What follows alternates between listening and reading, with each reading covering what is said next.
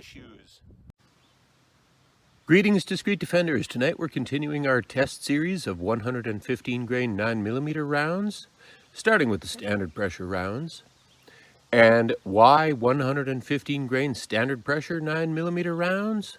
Well, because the test gun is a tiny little short barrel, in this case Taurus GX4, but it's really similar to like a Springfield Hellcat or especially a Sig Sauer P365 or any number of other tiny little, you know, the Shield Plus by Smith & Wesson. Recoil is a factor when you're shooting a gun this tiny. And lighter bullets, generally speaking, result in less felt recoil.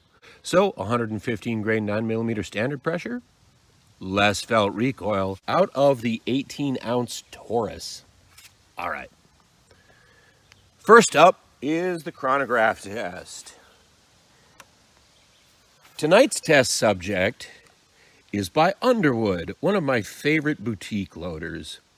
And these little bullets are the 115 grain item number 115, curiously. And they do make a plus P version of that, and I will eventually get around to testing the plus Ps.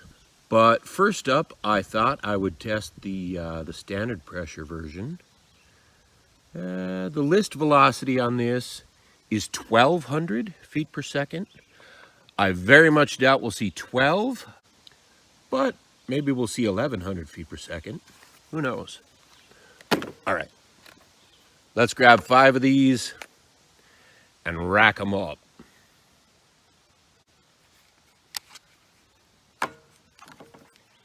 And then we'll get to the gel test.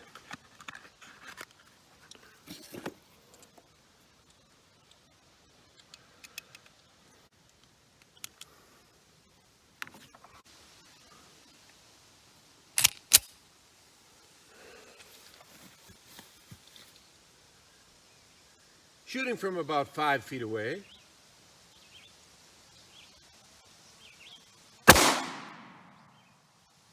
A 1,064.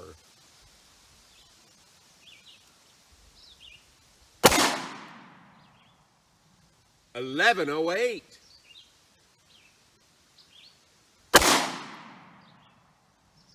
$1,064 again.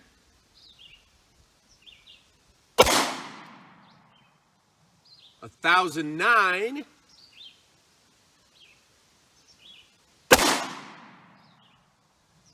And 1,105. Well, there's kind of a wide spread on that. That's a little disconcerting. The high was 1108. The low was 1,009. So about almost 10%, certainly a 9% plus or minus on that. I guess that's plus or minus 4.5 technically. But the average is 1,070 feet per second, which is pretty good out of a 3 1/16 inch barrel for a standard pressure round.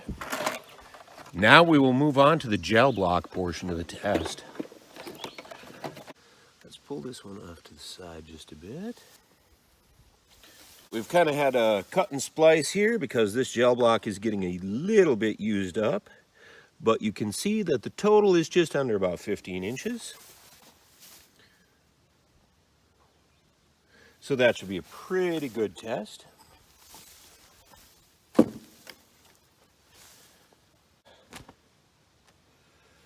Put 4 layers of 12-ounce denim. More of a medium density denim. I used to go with a 14-ounce or before that a 13-ounce denim.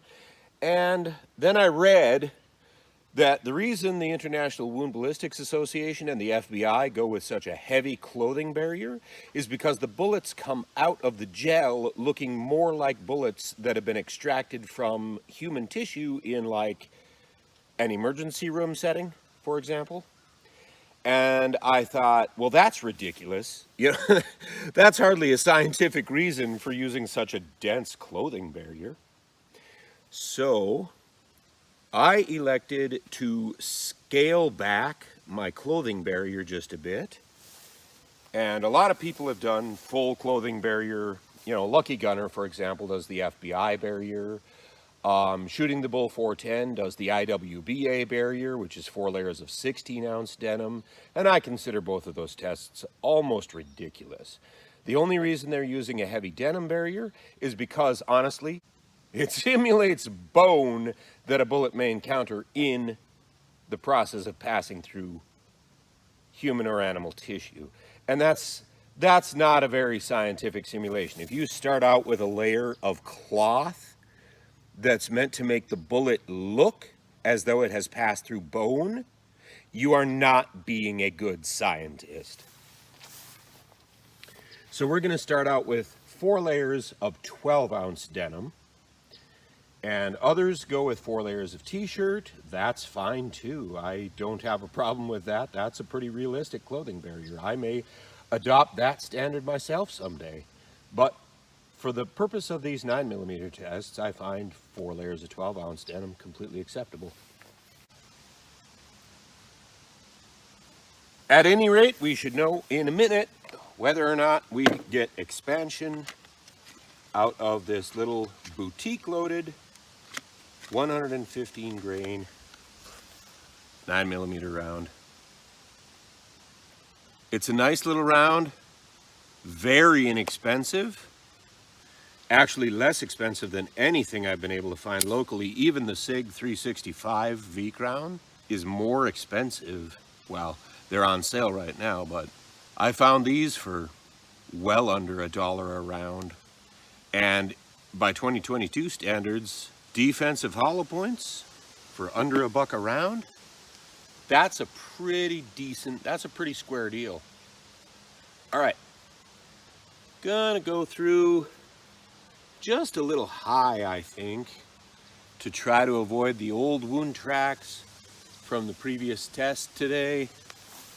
But it shouldn't matter too much because we're going sideways relative to the old tests. But I am shooting from about 3 feet away, relatively close, just to ensure proper shot placement. And there we go, that's above the old test.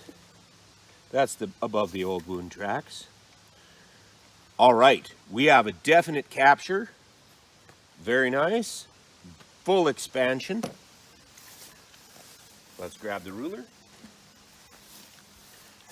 and see how that did. Okay. 12 inches. Turn this on its side so you can see what I mean here. That's come in just above the previous test tracks all the way down the gel column and wound up going 12.5 inches. Fully expanded through the gel, or through the denim. Bit of a tough, nice second melt block, and 12.5 inches. Let's throw the calipers on there and see what we're dealing with for expansion. That's a really nice bullet. All right, so putting the old MLT Tools caliper on that bullet. Let's try to find, looks like this will be the widest point of expansion right here. 61 caliber. That is extraordinary. And again, we're looking at an average velocity of 1,070, but quite a bit of variation with that little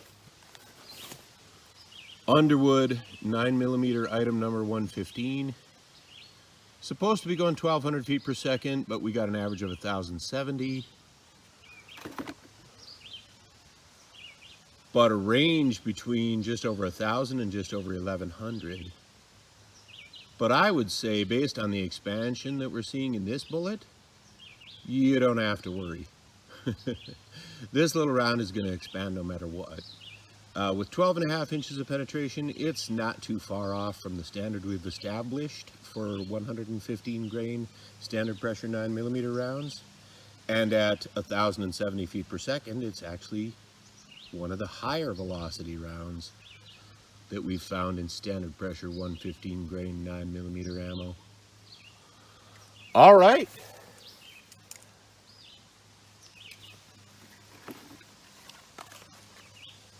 That's our test subject for this week. Out of the Taurus GX4 with its 3 1/16 inch barrel, the little SIG P365 clone, and a nice, inexpensive, boutique-loaded 9mm standard pressure round. Thanks for watching my test. This is Dave for DDR. Have a great week.